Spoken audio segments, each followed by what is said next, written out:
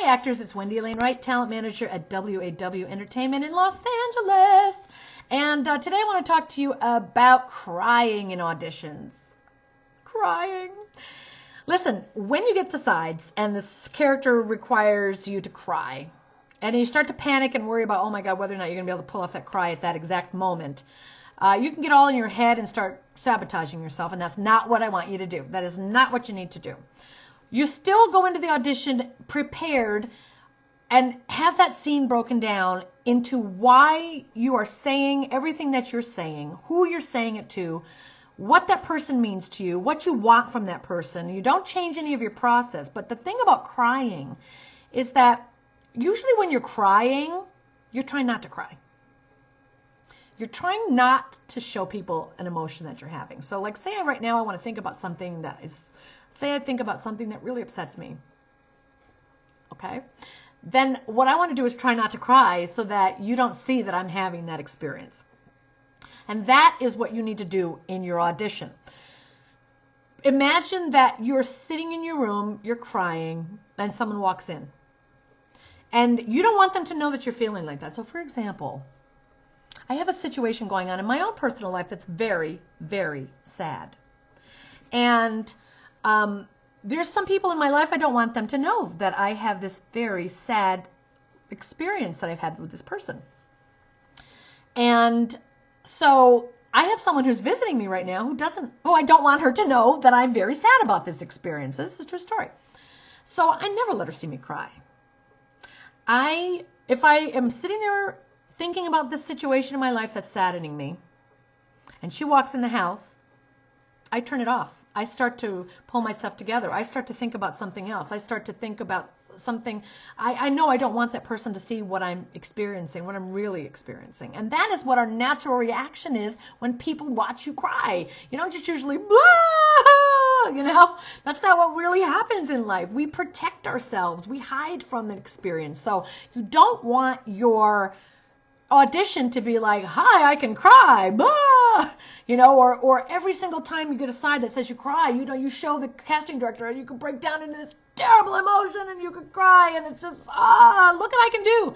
That is not how you book the job, okay? Because imagine that the casting director has seen 15 people, 200 people, 300 people doing the same thing, crying hysterically at the same exact moment, and then it's boring, it's not interesting. That's not what books you the job.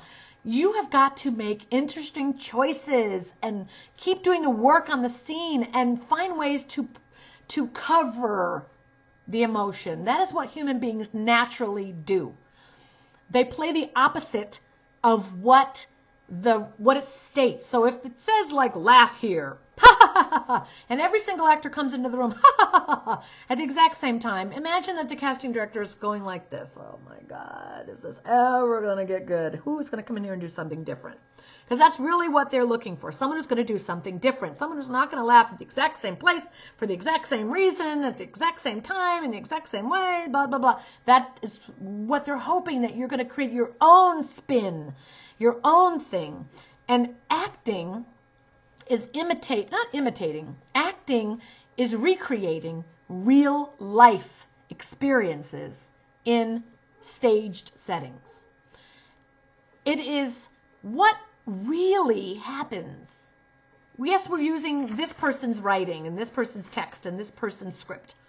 But if a person is alive and really in a room and they feel insecure, the last thing they're going to do is show the person next to them that they feel insecure.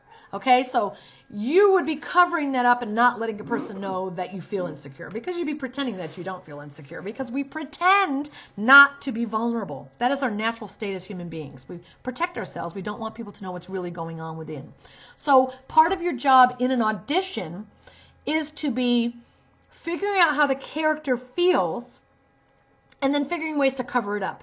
So we see the layers of the role. So we see that actor is covering up something. When an actor is hiding the fact that they've committed a crime,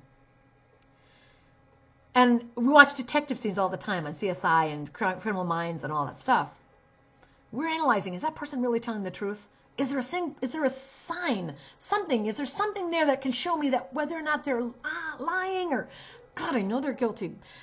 Because that look, oh wait, was that look proof that they're guilty? We're looking to see the layers of how the actor is covering up the real truth in the scene. And those layers make the audition interesting. Those layers make you interesting as an actor. So that is what your job is when you get a scene that says crying on the spot. I remember Sally Field made a comment that when she was doing a scene, she was doing a film. She was like on The Flying Nun years and years ago. And she got her first role in a feature film. And there was a scene where she had to come to the end of this thing with all these people behind her and cry on cue, and the camera was in front of her, and she was freaked out that she wasn't going to be able to cry on cue. And that was paralyzing her until she got back into the mind of the character. And also what she does as a technique is she kind of cuts herself up really raw inside, she says. She gets herself emotionally raw and is prepared, has that right there. She builds that, she cuts herself so that it's right under the surface. But then you play it like it's not. You play it like you're not really experiencing those things. So those are the kinds of things you learn in acting class. That is why it's so important as an actor to train, train, train. Because there are techniques that you use as an actor that you learn only from great acting teachers.